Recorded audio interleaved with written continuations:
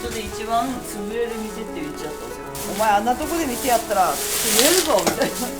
ちゃんと本物のどぶ汁が食べれる店本当ないんですよ。そう、どぶ汁はね、兄貴もいっぱい使わないと美味しくないんですよ。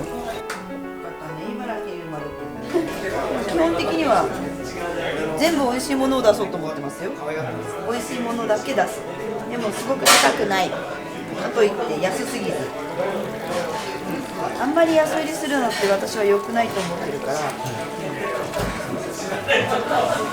選べる喜びがあるとお客さんも楽しいし、飽きないで来てくれる。あとはいろんな世代の人が分かりやすく美味しいって思えるものを提供することにこだわっていて、一番でシンプルで分かりやすい王道のものをでも全部美味しい、何食べても美味しいっていうのがやっぱりお店で目指してることですかね。やっぱり美味しいものを食べてもらいたいですよね。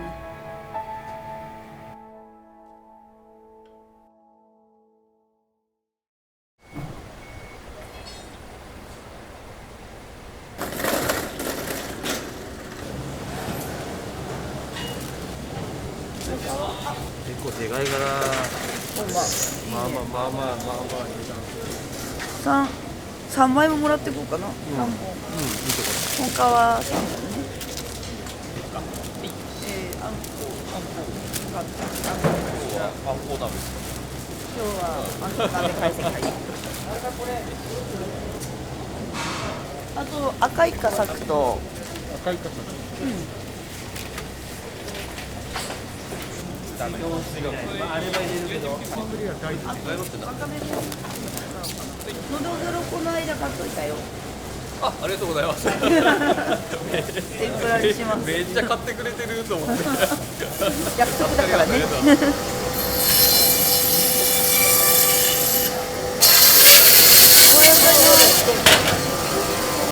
中落ちある？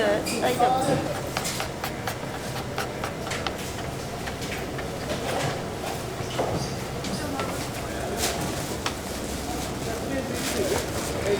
こういうのも煮付けにして出すんですよ。煮魚とかで。いいしでしょ。1.6だもん。8.6。2ケースで。ちょっと。6000何ぼだね。7000ぐらいだぜ、こいつも3時くらいですかね。3時ぐらいですか。まあ大体5時とか早い時は。あとはちょこちょこアイドルタイムで暇な時間とかに軽く仮眠をとって細切れ睡眠みたいなのも慣れてるんで結構長く飲食やってると寝れない日多かったりするんで、あんまり寝なくても大丈夫な方だと思います。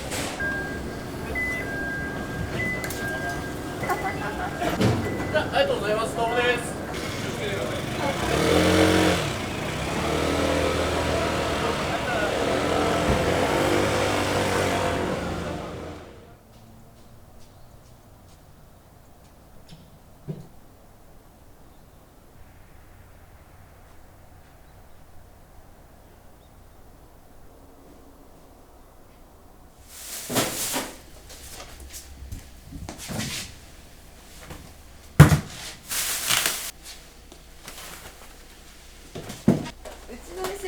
繁華街とか、はい、あとなんていうのかな、人が来てくれるところじゃないんだよね、ここって。一応水戸で一番潰れる店っていう位置だったんですよ。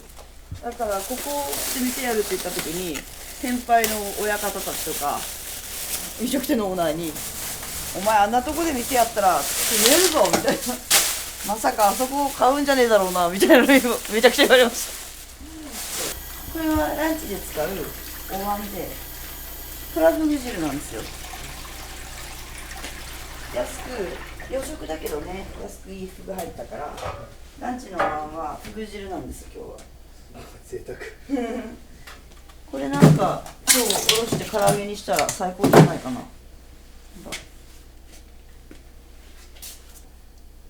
かわいい。本物の中落ちね。いいですね。これはランチの日替わりの定食で丼にしましょう。親父も袋も板前なんですよね。やっぱり板前さんとか寿司屋の大将とかうなぎ屋さんの大将とかそういう人がみんな来てんすよね、家に。うん子供幼稚園とかでも話題が合わないんですよねやっぱり育ちが違うというかで、まあそういう風な道にやっぱ行くんだろうなと思ってと好きでやっぱやってますよ。修行時代が長かったんで川根雪中で修行しましたよ。結構20年近く修行しちゃっあ、そうなんですね。た。かなり遅咲きっすね。でもいろいろできるようになるからいいんですけどね。いっぱい酒使ってやってほしいんですよね、茨城の地酒。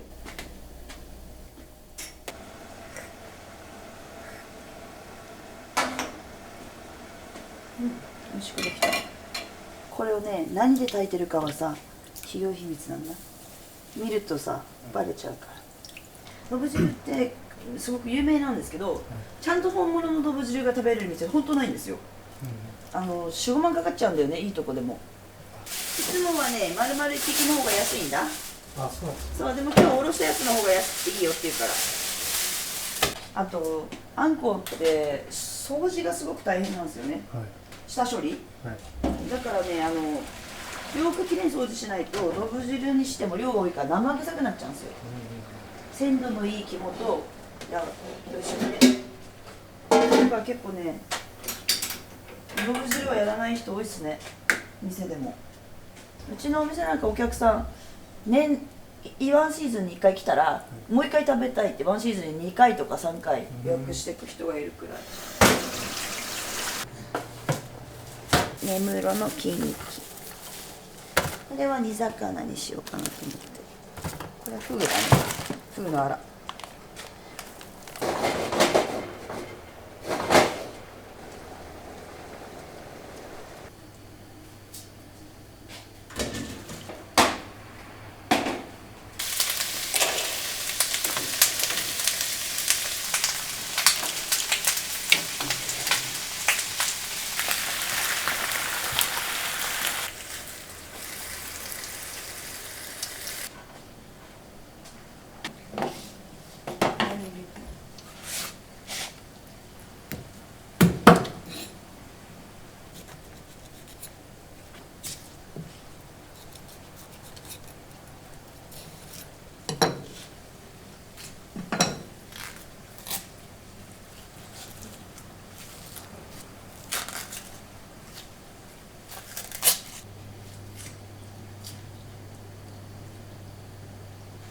あら汁にしてランチにのお椀にすれば美味しく食べれる。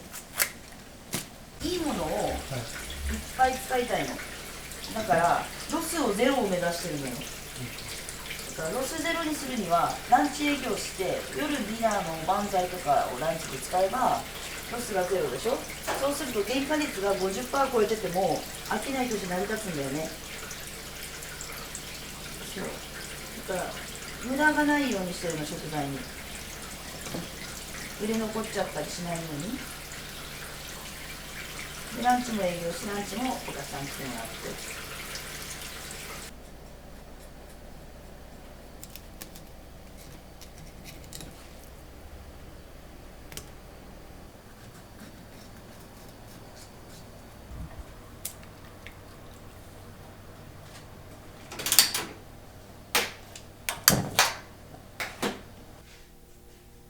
のんべえがやるのんべえのための店だから日本酒が変わったのがいろいろ800円で飲めるのもいいでしょ。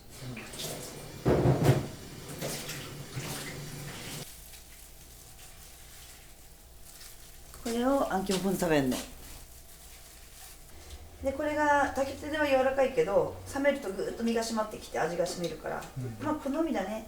柔らかいまま食べるのか、それとも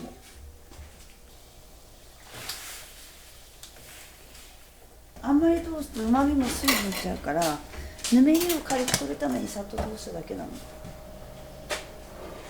これをやるかやらないかでどぶ汁の臭みが変わってくる。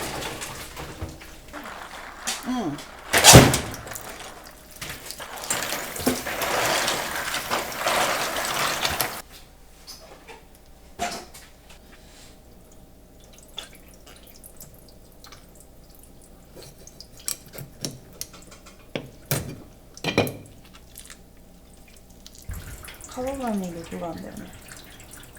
皮に毒がある。うん、風によるんだけど、皮は毒があるって、皮と腹は食えないね。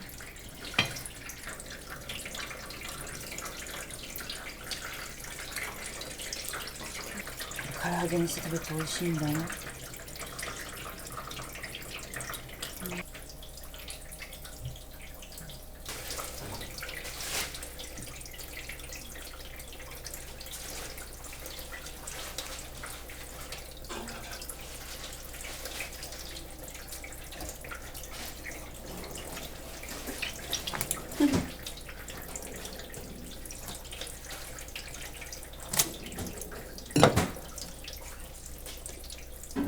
すごいね、空気が入ってる。本当にね。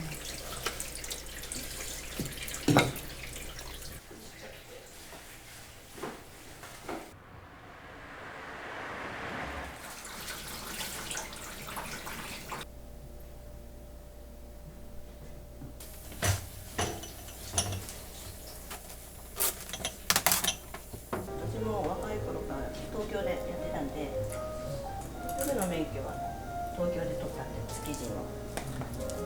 その頃はね、女の人珍しかったから。昔はね、和食、日本料理は女の人はほら体温が高いからダメだとかいうわけのわかんないことするの。女の人の場合ですね、家族は研究してる。子供のことなかなか見てあげられないし、休みも遊んであげられなかったりとか。ご飯は入った？入った？入ったよ。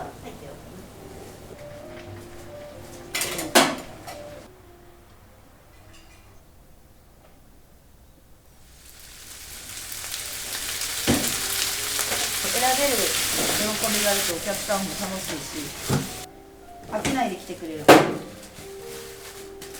う、いろんなものを置いて、いろんな仕込みをしてるんですよ。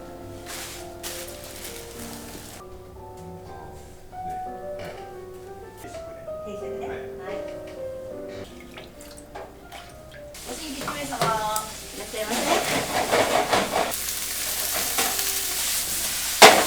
だいぶおしゃれだけど、最近もおしゃれだろ。あっという間に飲み終わっちゃった。そして帰りました。社会に貢献したんです。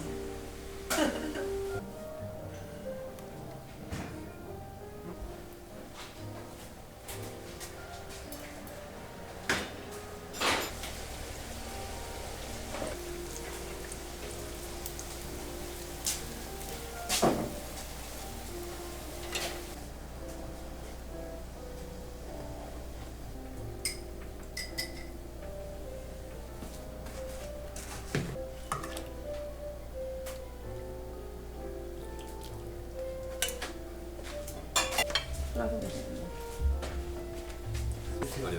ちらマグロの中落ち丼ですね。はい、どうぞごゆっくり。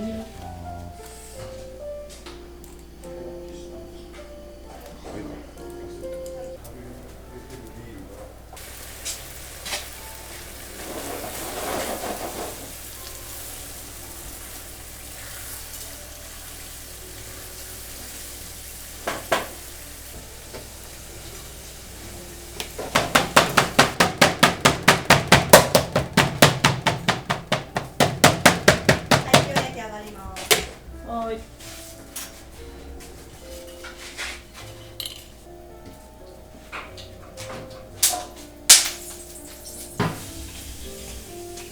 お待たせしました。はい、銀だらの西京焼きの天食で、おつゆは本当おはぎだよ。どうぞ。茨城県のブランド豚なんですよ。ローズポークって。ローズポークと日立の輝きが有名なんですよね。あ、今日はいいけど明日？お忙しいから。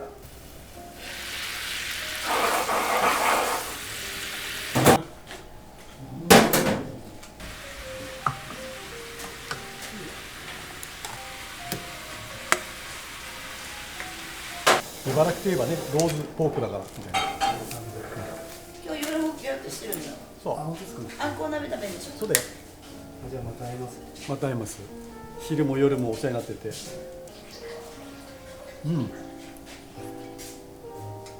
美味しい。虹の輝きとコシヒカリで、うちはマージン取らないで農家さんにそのお金をもう還元してお米をいっぱい作ってもらおうっていう。だからうちは置いても何もお金は取らないって。でもお米屋さんは儲かるじゃない。で売れれば売れるほどお米屋さんはいいわけだから、そういうふうにしてお米を置いてるのたまに。結局高いから買わないっていうんだったら、うちは利益取らないからお米屋さんで利益になるように安い金額のまま売ってもらって。も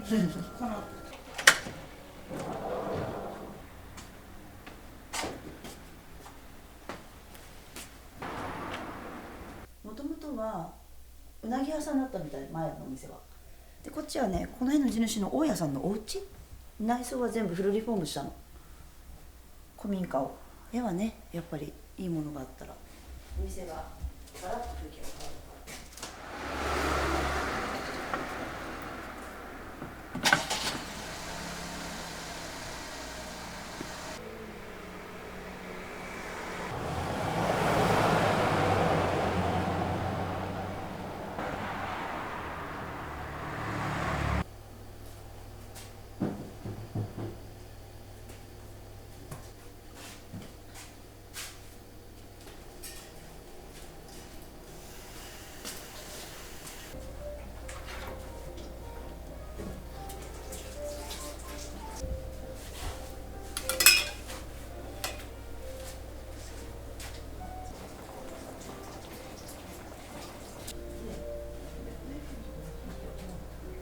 お通し代わりにおばんざいが1品選べるようになってて、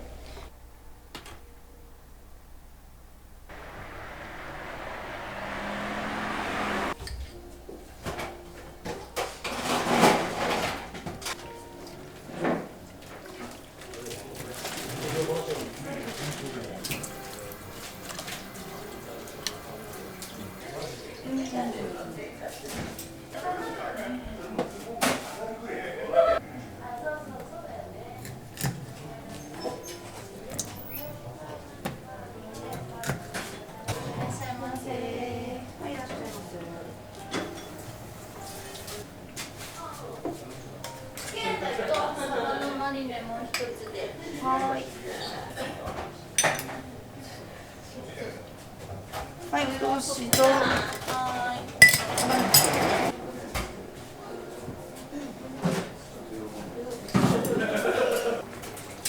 ビール出た？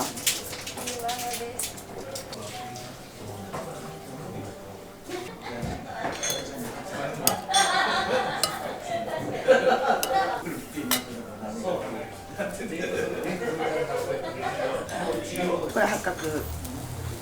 繰り返すとね、どっちもすごく脂が乗ってて美味しいよ。関東とかには出回りにくい魚かも。でも高級魚だし珍味だよ。すごく美味しいお魚ですね。八岡さんの刺身の持ち帰りの準備して。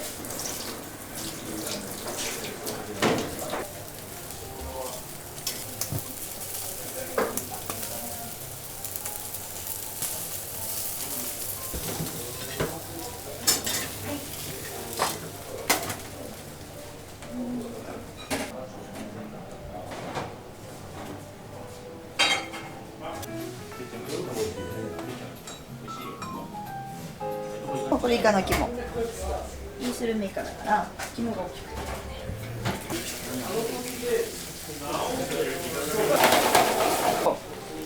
て。いいイカだね。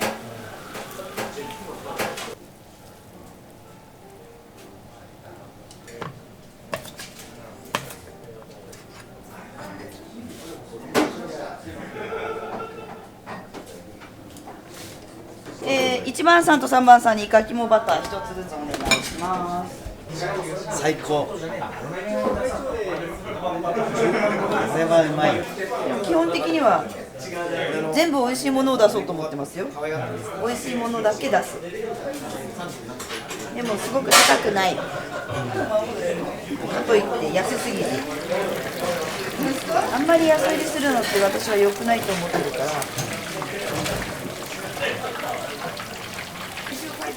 はい、書いてる？ししゃもと米。こ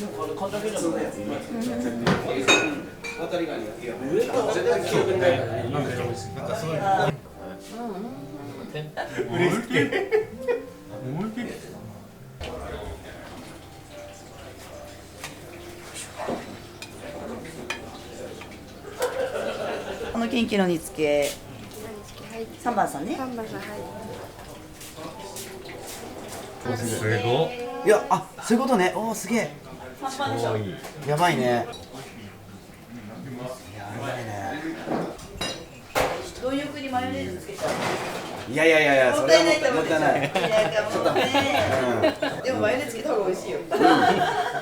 でもいいよね。1番さん。いらっしゃい。離れのお客様。離れな。後ろ。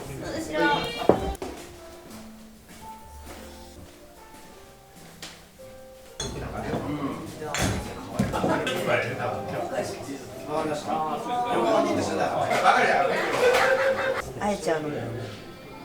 その方が味が馴染むからね。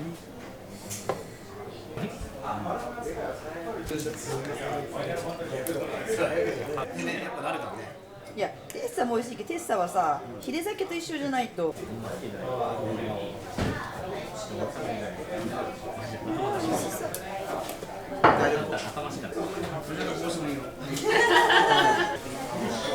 手料理大好きなんで。手料理でしょ。いやでも何でも美味しい。全部決めれないな。刺身から何から。ちょっとあと釜鍋もいきますけど。こ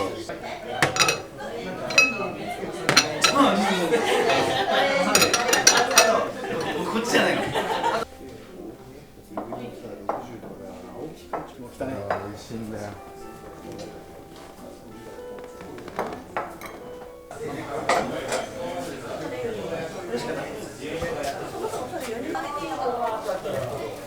フグからもいいのあげて。でもそっちにフグからあげていいよじゃあ。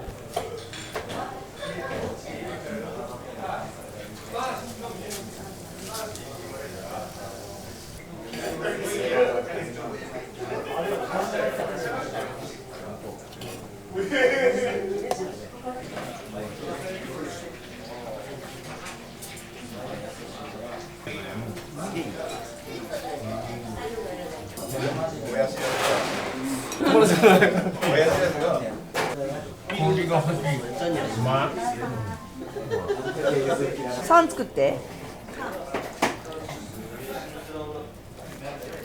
223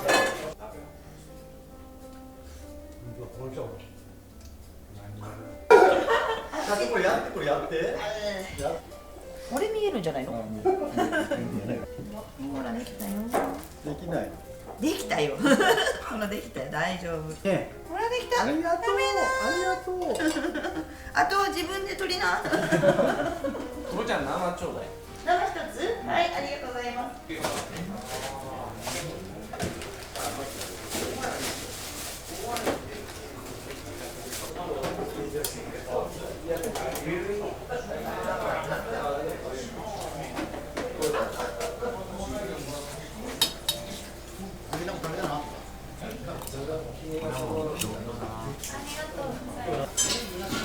そう、どぶ汁はね、あん肝いっぱい使わないと美味しくないんですよ。焦げないように。で生きてるうちにほら油がにじんできて、これが美味しさの元なんですよ。ずっといるよ、結構長い時間。長い時間結構いってるから。これ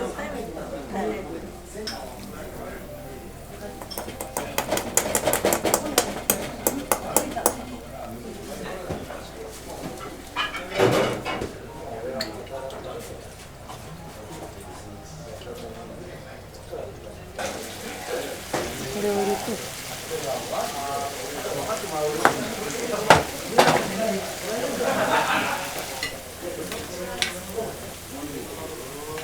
そう、出来上がりは提供。微妙な味のバランスがね、あんこう鍋はあるから、出来上がった状態ですぐ食べれるように。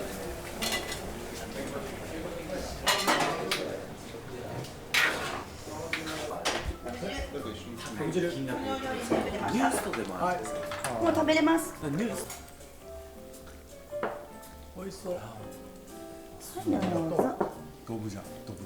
ドブだよ。冬のセットみたいなね。冬のセット。これはよかったね、茨城に生まれてね。いいね。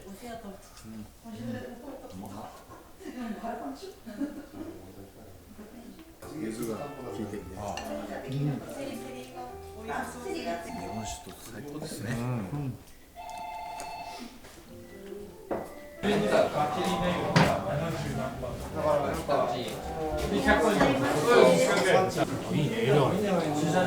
仕込みがね、すごいあるのよ、うちは。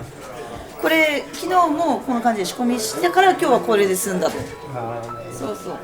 いろいろ根菜とか炊いてあったでしょ。はい。そう、くふきとか。あれが終わってないと、オール徹夜みたいになっちゃう。好きでやってきたから苦労というよりはみんなしてる苦労なんだと思いますからね。